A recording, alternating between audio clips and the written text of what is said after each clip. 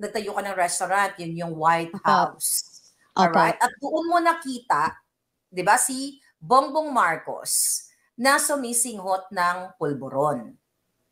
Yan, Okay? sa CR. Sa CR. Oh, yeah, okay. Ang daming tumawag sa akin eh. Like, common friends and everything, ang dami. And talagang, sabi nga nila sa akin, alam mo, hindi ka naman nagsisinungaling. You know, parang public naman yan. Parang wala nga silang pakialam eh. Alam ng lahat ng tao niyan. So parang yung magdidepensa sa kanila, nakikinabang kasi. So That's parang true. nakikinabang or natatakot matanggal sa posisyon, sabi nila. Or like, syempre may business with them. This is public interest. Natahimik ang media, hindi nagsalita ang Malacanang. Nung ako ay naglabas ng video na sumisinghot si Kuting, sila kaagad, like hours lang, nag-react sila kaagad. But you na lumabas as an eyewitness and very credible dahil 10 years kayong magpartner ni Boy Florendon.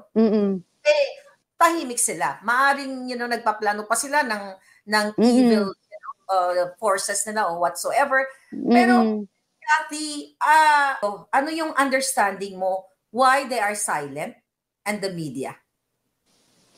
Well, I think kasi, ang media, ang na-feel ko, they think I'm doing this for the Dutertes. Or like, I'm siding with the Dutertes. Which is sad. Imagine, I'm not really close with the Dutertes, okay? Wala nga may alam na nung i-intervene mo ako. Di ba sinabi ko sa'yo yan? Parang wala. Only yung anak kong panganay. Nakakalungkot. Kasi hindi sila nagsasalita kasi they know the truth. Alam nila na totoo yung sinasabi ko. Sana yung mainstream media, sana, magpahayag sila based on ano yung dapat para sa nakakarami sa mamamayang Pilipino.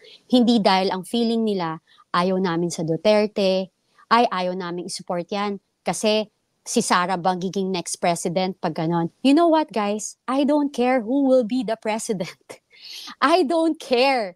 All I wanted is like, mag-upo tayo ng tamang tao there. Yung wag yan ganyan, wag yung mga polvoronic. Hindi nyo alam, baka isa sa pamilya nyo naggaganyan na, nagpupulburon na. Diba? So, what will you do? Parang, ito-tolerate nyo ba? Nalulungkot po ako para sa inyo.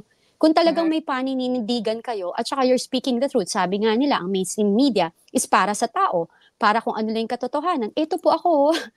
Andito po ako. Opo, nagtataya ako ng buhay. So parang ano hong mapapala ko dito? Few years from now, they can kill me or whatever, but I believe that God will protect me.